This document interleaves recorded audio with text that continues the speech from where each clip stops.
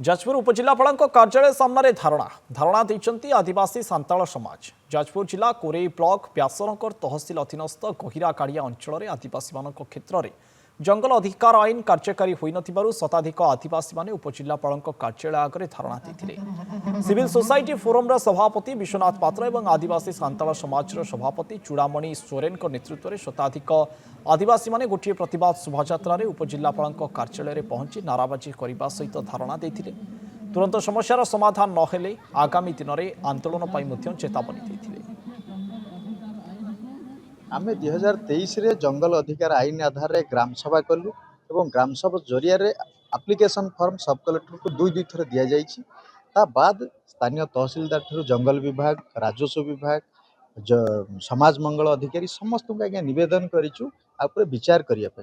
वर्तमान पट्टा देवा तो दूर कथा से माने विचार को मध्य जॉइंट एक्शन कमिटी गठन हेले। तेणु 3 वर्ष पर आम जितेबले हताश हेलु अधिकार लोक पाइले नहीं तापर आम बाध्य होइकि आज जिलापाल कार्यालय धारणा बसचु। आ गोटे गुंठ जगह से माने घर करके रहिबे अर्थात तांकर जो ह्यूमन राइट अछि मानविक अधिकार अछि ताहा मध्ये उल्लंघन होउछ।